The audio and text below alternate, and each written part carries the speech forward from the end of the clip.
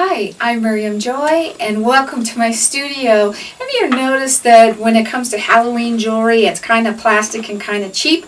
I'm going to show you how to make a skeleton head pendant. And we've got the supplies for you, and we're going to show you how to do it. Let's get started.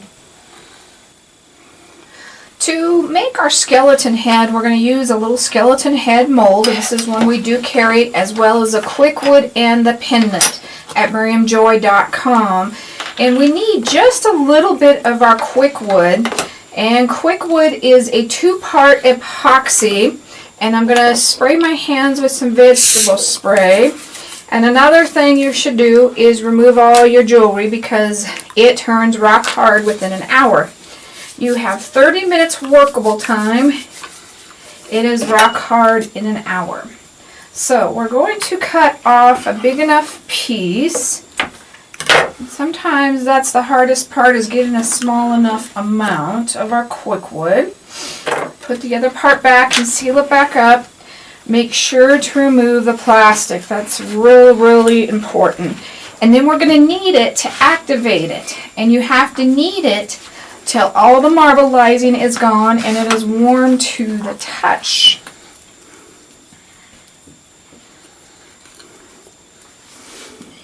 Knead it, knead it, knead it, knead it, knead it. Another thing, here are all the sheets on the quickwood and all the safety guidelines and everything. So open that up, take a look at that. It does fit back in better if you remove that after you've read that.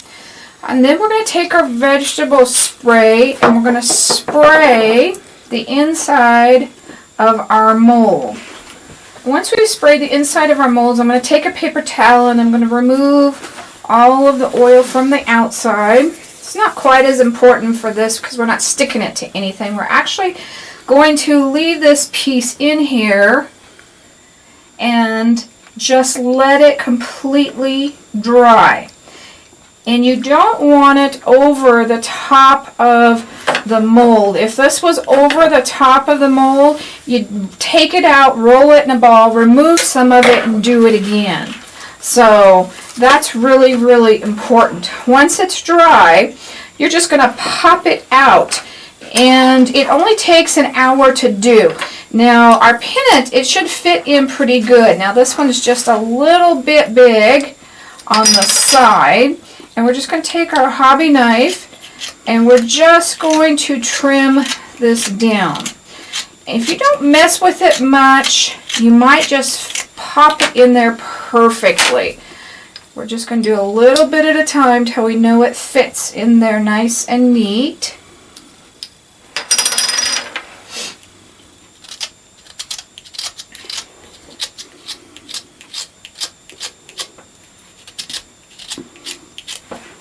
And I'm using this one because I wanted to show you one that didn't fit in there perfectly, just so you know how to adjust it.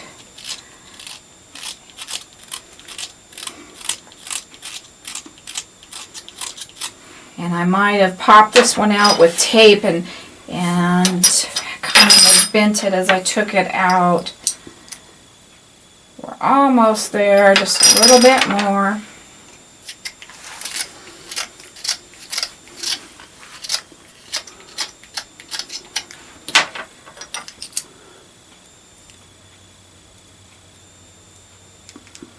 And we are in there really good. Now the other thing I wanted to show you is I've got this top part here, and this top part is missing just a little bit of quickwood, and you don't want an empty space. So what I did is I took a little bit of quickwood and real small amount. Now this one especially, there's really not that much missing, and I'm going to just kind of set it in that Pendent. I'm going to use my E6000. That is our hard glue. Glues glass to glass, stone to stone.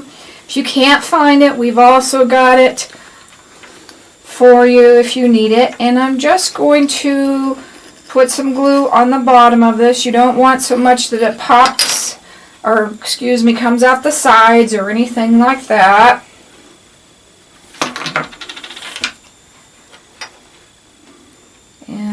We're just going to kind of squish that guy all the way in. And you can see how that popped out, and you just take your finger and clear it just like that. It really is that simple. If you have another little area, you can do the same thing with it. And I'm just taking it and putting it in around the sides. If I see anywhere I think it needs, you would just smooth it. You can smooth it with vegetable oil. You can smooth it with water. It doesn't matter. Sometimes they fit in perfectly, and you don't have to do that at all. So that's just going to kind of depend. Once you're done with that, you want to remove it all along the metal. You want to make sure that there is nothing left around that little edge of the metal.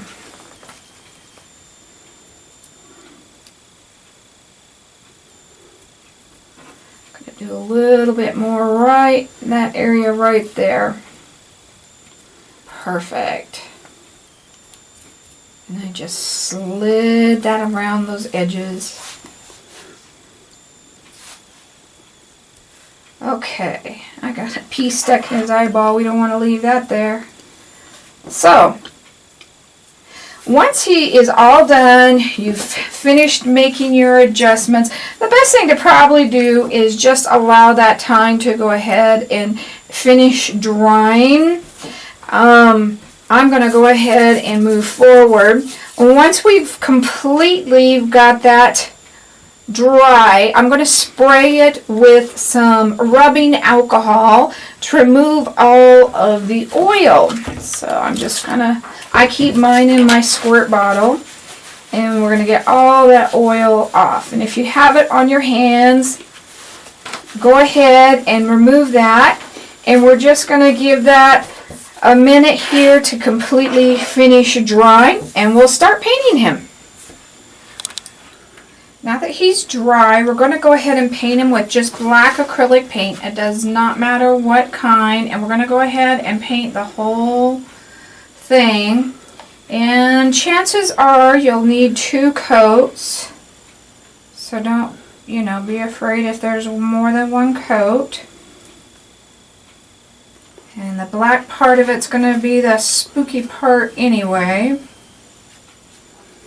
And we want to keep it off the silver edging. So if you need to take a Q-tip and wipe that, or your finger, however you need to do that. So go ahead and get both coats on and get them completely dry.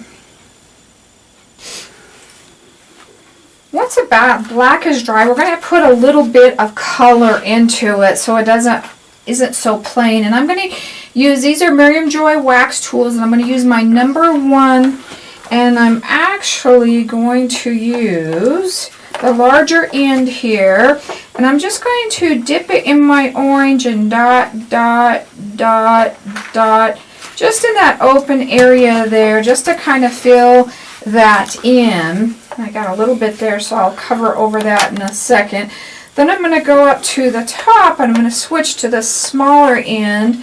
And again, I'm just going to do the same thing, just fill in kind of that open area. I think I'm going to go to this side though this time and try and bring that around. So we've given it a little bit of color. So once those are dry, we'll go ahead and add the details. Now that our orange dots are dry, we're going to use our Inca Gold, and we're using silver, and this is a wax-based product, and it's by Viva, and you can find it at Joann's Fabrics in the scrapbook section, or you can look it up online, and I love this. I use it with my molds all the time. So I'm going to use my finger to apply it onto the skull, and the great thing about this is it's just going to pick up the highlighted or lifted up areas. So we're just going to go around, and everything that's raised we're just going to wipe. And that was great detail on the teeth. And just wipe it with our finger. If you need to get a Q-tip in some of those areas, then go ahead and do that. I'm not going to really worry about the eyes too much because I'm going to put a little bit of bling in there. Being a woman, I like a little bit of bling, but I want that little cheek right there to pop up, and this little guy right there. So I think we've got that really well. I don't want it up there on top. Let's see if I can wipe that off with a Q-tip here. Okay. Just a little bit more on this back skull. You could do any type of green. You might, or color, excuse me. You may say you want it green or purple or anything like that. There's nothing wrong with using different colors than what I am using. That's just happens to highlight everything. Okay, I did get into my dot here, so I'm going to fix him, and then we're going to start to color,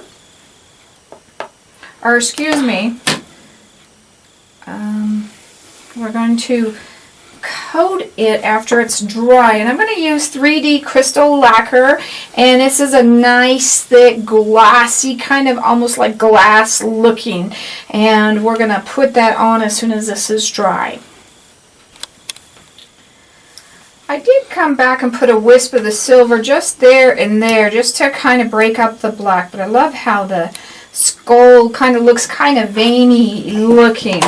So we're going to put on our 3D crystal lacquer, and I'm just going to dip my brush into this because we're using such a small area, and we're going to do this just like we did the black. You want it on everything but the silver pendant.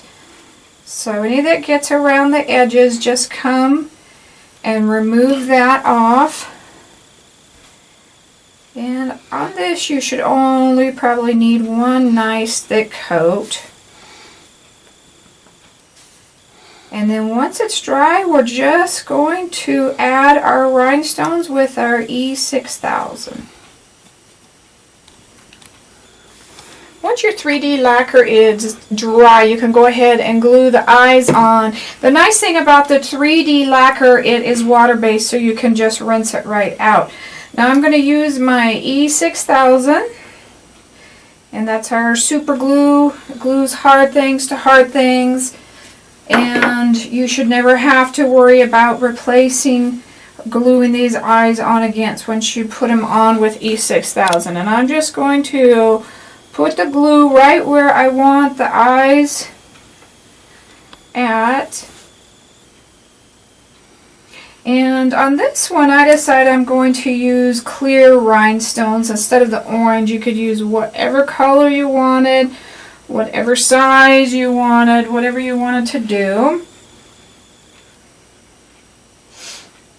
And then a lot of times what I will do, if I still have just a tad of glue, sometimes I can pick up the rhinestone with the top of my toothpick and just set it in like that.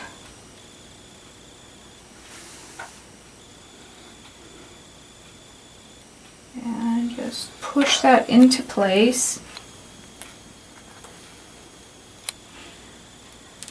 And I did get 3 rhinestones in case I lose one.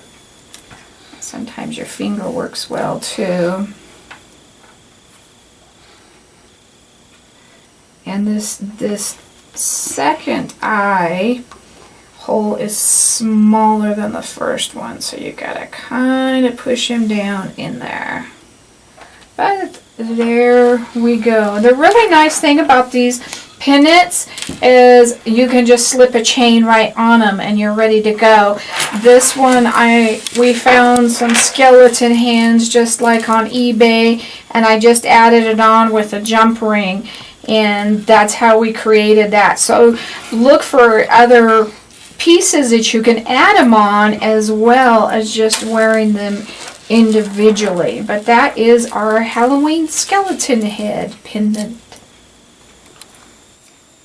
Thank you for your time today. For your supplies, come on over to miriamjoy.com. And of course, if you ever have any questions, please email us at art@miriamjoy.com. Have a safe Halloween.